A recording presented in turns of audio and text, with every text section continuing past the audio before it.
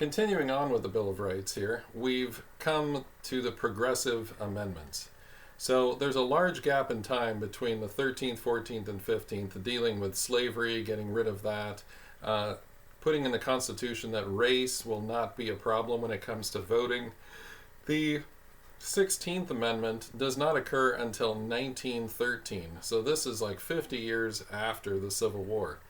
So a lot of ideas were occurring in that time called a progressive movement. And these were people that believed that nature of mankind is basically good, and that all you need to do is fix the structural impediments, and then everything will line up and good things will happen, and we can come closer and closer to achieving the utopia of Earth that we've always wanted. Okay?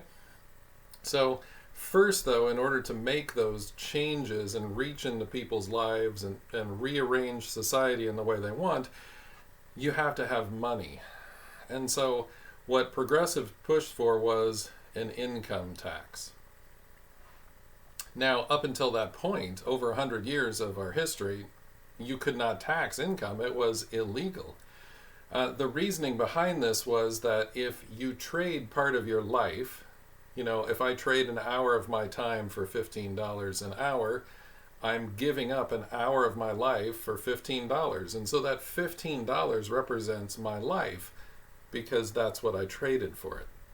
So remember, under the Declaration of Independence, you have the right to life, liberty, and the pursuit of happiness. Well, if someone's going to take that $15 or a part of that, which you gave your life for, you're essentially losing part of your life, and that would be a violation of the Declaration of Independence. That would be a resultant loss of life because that's what you gave when you worked for a certain wage for an hour. Okay? So for over 100 years, people had thought this way, and this is a new idea, but think of all the good we could do with an income tax. Originally, it was only on the very rich, but has since been expanded and expanded and expanded until now it applies to pretty much everyone. Okay, so up until that time, 1913 is when the 16th Amendment came into place. People never even conceived that you could tax someone's income. That would be theft. So that's the progressive movement, is the idea that first we have to have something good to do, to pursue, and then we have to have money to pursue it. And so enough people in the country said, hey, that's what we want. They amended the Constitution. Now everyone's life is sort of contributing to everyone else, and you can tax income. Okay? After that, you have a popular Senate election. So again, another theme you're seeing as we progress through time in the Bill of Rights is the idea that states used to be individual states, but over time, that's been pushed aside, and we've become more of a monolithic, singular America. And so why have states' rights if you're going to be this one big country or one big empire? Well, okay, we're just going to get rid of states' rights, and so now we're going to elect our senators based on popular election. So the good side of this is that the will of the people is put out there, because whoever wins the most popular vote wins to the Senate. The drawback to this is that you've already got a popularity contest with the House of Representatives, because the people elect representatives directly. So now we're electing senators directly. So why are we replicating it? So this is a real problem in that sense, in that you have two House of Representatives and really no states' rights anymore. Okay? So this is really the end of states' rights right here, because up until that point, senators represented states. Now they're representing people, and representatives represent people. So, as a political science person, I don't really see the point to having a bicameral legislature that does the same thing in both cases. So why even have it? So you could go like the British do with a parliamentary, just unicameral. They just have parliament. There is no House and Senate. It's just parliament. And so you can go with something like that. But that's what we have here. We basically have a popularity Senate election, and they're elected directly by the people and not for the states. Okay?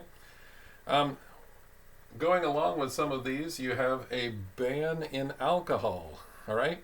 So this comes a few years later after 1913. The idea is, hey, we've got problems with alcohol in our society. It causes people to lose their jobs. It causes them to beat their wives and children. You know, this was as much a women's right as it was an idea that we're cleaning up society and making it better. And so this ban on alcohol, known as prohibition, stops the sale, manufacture, of alcohol. And so if we can clean the drug out, we can be a better society. See, that's why it's one of the progressive amendments. Okay, we'll see how that turned out in a bit. Right along with that, the next year, you have women's right to vote. And so at this time, 1919, 1920, you see a lot of work being done for women's suffrage, meaning the woman's right to vote. And so the founding fathers' ideals of everyone having life, liberty, and the pursuit of happiness, you see the country over time starting to live out those ideals as that gets rid of racial barriers. We fought an entire civil war over race. It now becomes the turn of women to fight for their rights to vote, and those are expanded under this amendment. And so women have the right to vote in the 19th Amendment. Okay? So big changes to society here. This is the progressive amendments. We're changing society towards things.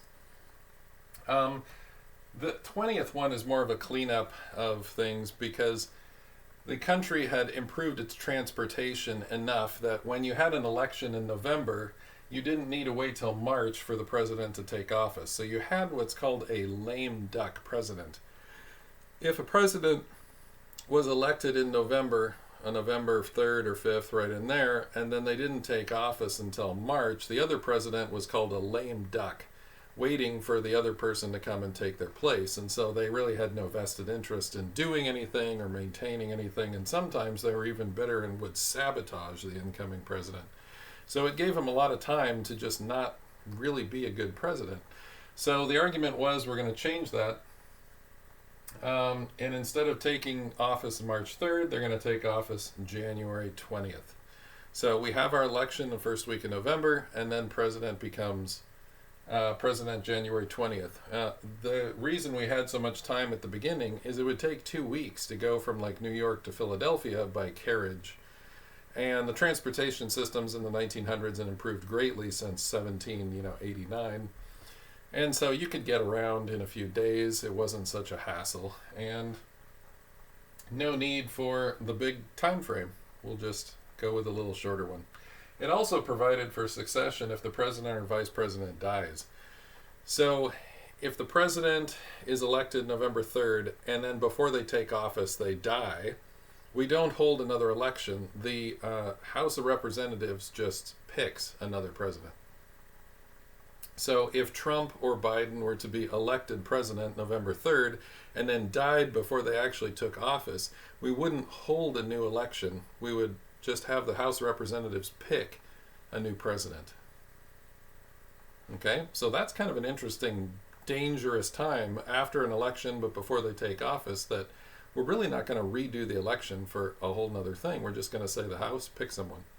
If the vice president dies in the interim there, the Senate picks him. Okay? And then we come to the 21st Amendment. And so what this does is it repeals prohibition. It turned out that in the seeking of a greater and better world, that unintended consequences became the norm. And this usually happens whenever you mess with things in society. You're going to have unintended consequences. Certainly not things you wished for. Maybe you could have thought it through a little better, and so that would be the case. It turned out that when alcohol was stopped for sale, well, that didn't stop people from desiring it. They just went around the law and it became a black market product. That drove the price up, so it gave a huge incentive for organized crime to get involved. And then you had people called bootleggers that would bring things across from Canada into America, specifically into Chicago. And one of the big gangsters that regulated that trade was Al Capone. And so there was because of all this black market money and this illegal alcohol that was coming in, then you had street gangs fighting it out on the streets. You had innocent people being shot. You had tons of corruption. You had judges being bought off, witnesses being killed before they could go to court. There's a movie called The Untouchables all about this. In fact, Al Capone was so good at getting away with things. The only reason he was caught is because they could show he was receiving money and he didn't pay taxes on it. So Al Capone was sent to jail for tax evasion. They never got him for murder, extortion, racketeering, bootlegging, all the other things he was doing. Okay? So because of all those unintended consequences that were so negative, and people still said, hey, I just want to drink alcohol. The country said, yeah, that was a nice experiment. It didn't work. And we're going to repeal the 18th Amendment. We're going to get rid of prohibition. Okay?